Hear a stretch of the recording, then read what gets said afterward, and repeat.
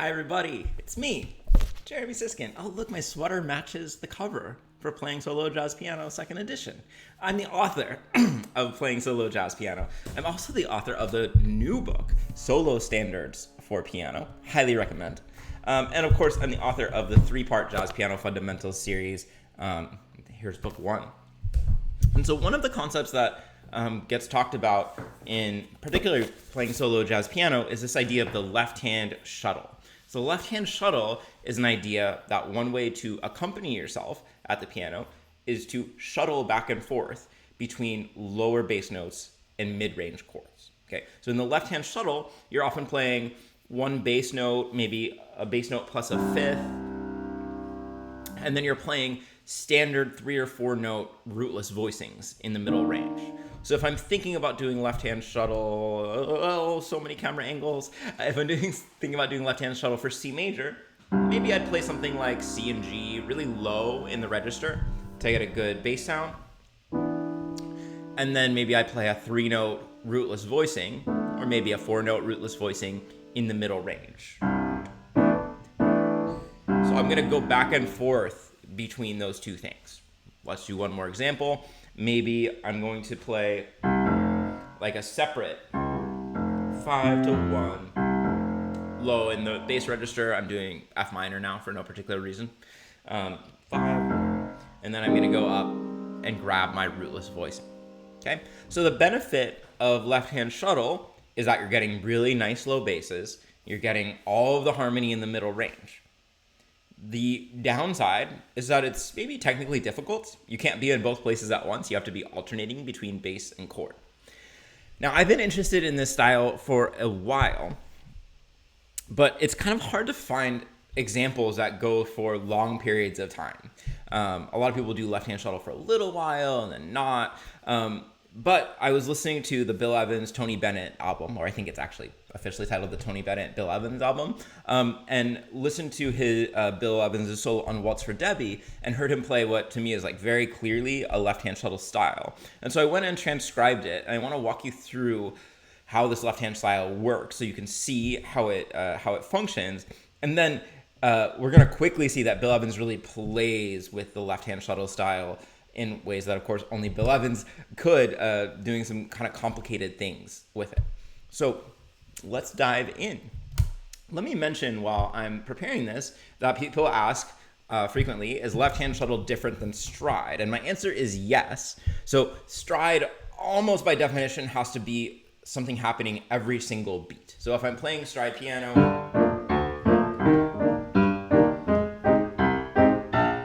I'm alternating between a lower bass and a mid-range rootless voicing, typically rootless, but I'm doing it every single beat.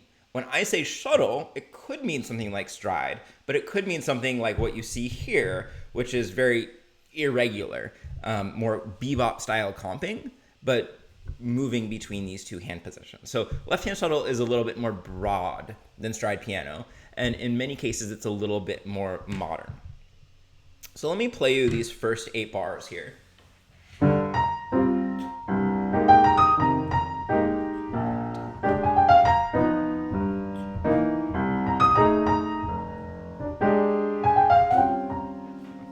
So first of all, let's just admire how little he's doing in the right hand, right? I so often tell my students, can you make one single idea last for 8 bars or 16 bars? And Bill Evans is basically making one note last for the first 8 bars of the solo.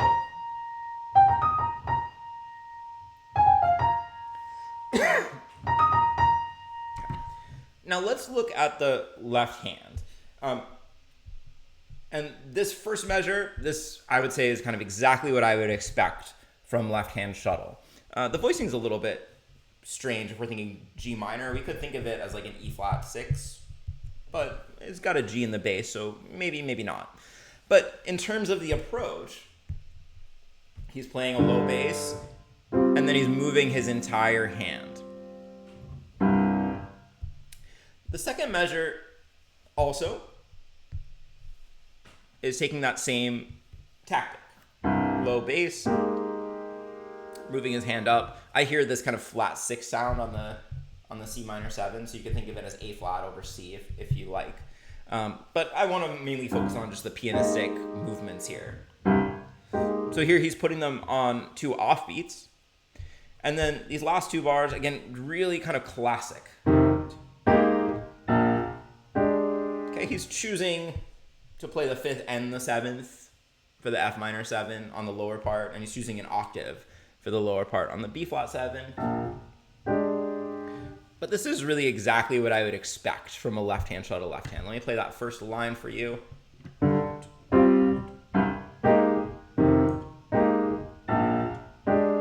Okay, so this way he gets low basses and he gets all the color of the chords.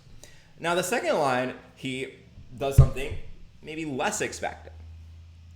So when you look at the second line, he's doing the same thing but reversed. He's playing the chord or the voicing, the rootless voicing first, and then he's playing the root. This is so Bill Evans. It's so Bill Evans. Why do I say that? Because he likes to, throw us off in terms of where the accompaniment lies. And I've noticed in several instances, he loves delaying where the root falls. So putting the root on beat 3 in that first measure, or putting the root on the and of 2 in the second measure, that's really typical. And that's part of the way that he gets this kind of feeling of spiraling that you get when you listen to Bill Evans. And I think it's worth saying that one of the reasons why this works so well is because the melody is so stable, right? He's not really doing anything with the melody. But for this whole second line, it's the voicings that are happening on or near the chord change, and then the bass notes, and here he's playing just a lot of single bass notes, are happening later. So listen to just the left hand. I'll play I'll do the second line first. So 1, 2, 3, 1, 2, 3, 1, 2, 3, 1, 2, 3. And now I'll start from the first line. Listen for the difference between the first and second line. 1, 2, 3.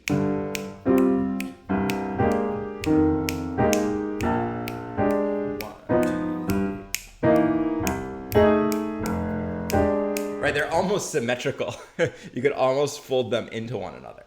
And as we keep going, we get a mixture of these 2 approaches. Sometimes, like in these first 2 bars of the next portion, he plays the voicing first and then the root.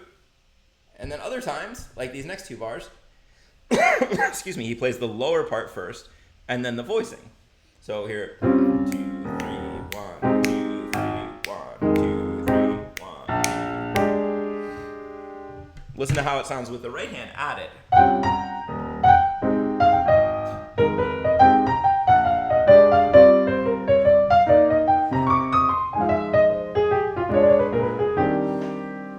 Okay. So here we get a more complicated right hand, and the left hand does simplify, like especially if you look at these portions here, he's mainly actually now staying in one hand position.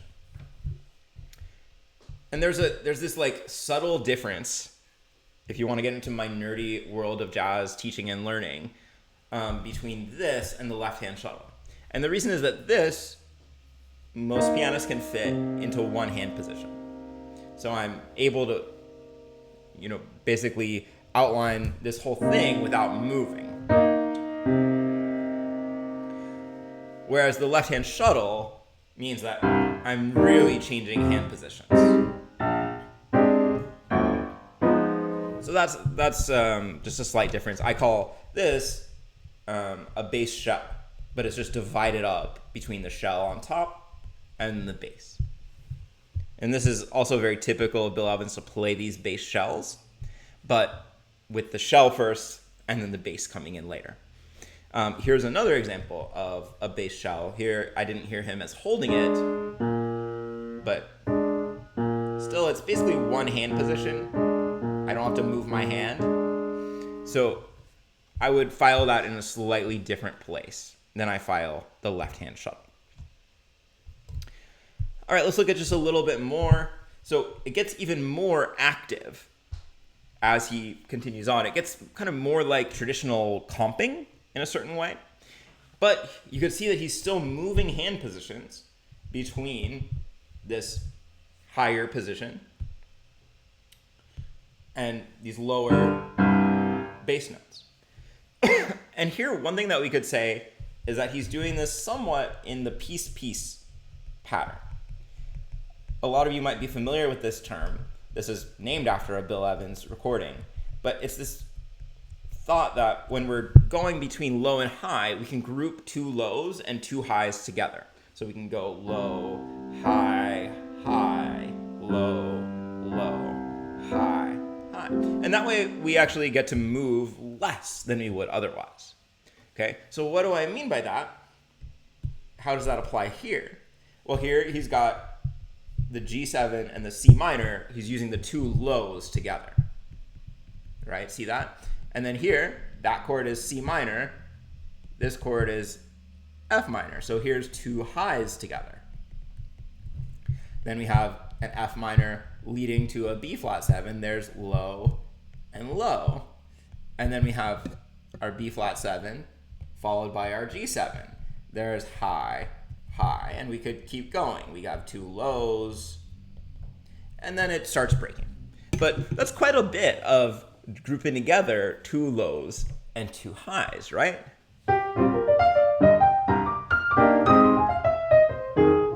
Ugh, sorry, let me play that better.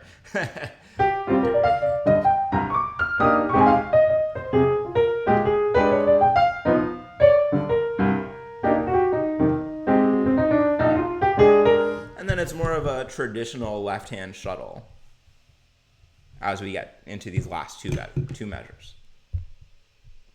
So what I want you to take away from this video, and what should you practice? Let me get a little blank piece of paper so that I can do a little summary here. So first of all, practice the left-hand shuttle. And I would start by practicing the very intuitive low to high, and I would start with a fifth on bottom, and then I would play a 3 or 4 note voicing on top. So this was in 3/4, right? It's Waltz for Debby. And so if you're in 3/4, the rhythm that I would start with would be just dotted quarter notes. Let's not make things complicated. 1, 2, 3.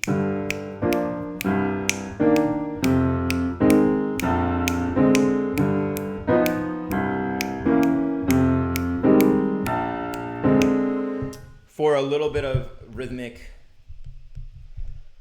variety, you could push that rhythm back by an 8th note. 2, 3, 1, 2, 1, 3, 1.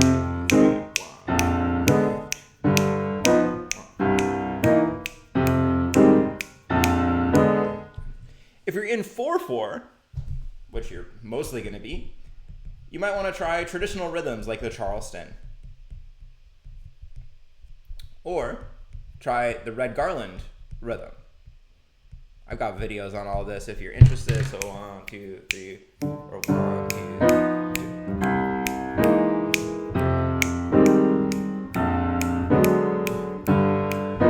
Right, there's the Charleston or the Red Garland rhythm. 1, 2, 3, 4.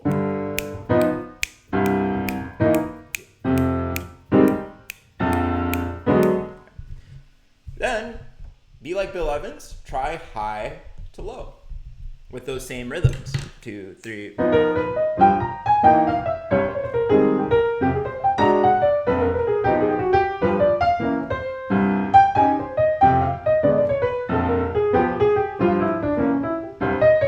Kind of automatically adds syncopation to your playing.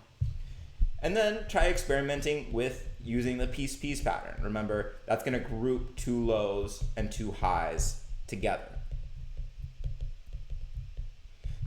So you could keep these same rhythms. Here, I'm going to let you watch my hand. So I'm going to go low, high, high, low, low, high, high. Bill Evans doesn't do it quite so square, but you got to start somewhere. Right. Low, low, high, high.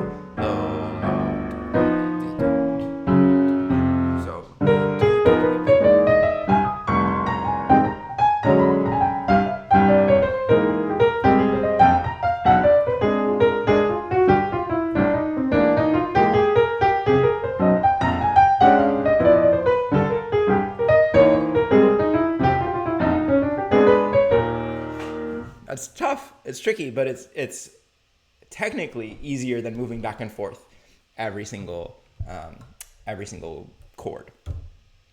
All right, so that's where I would start your practice.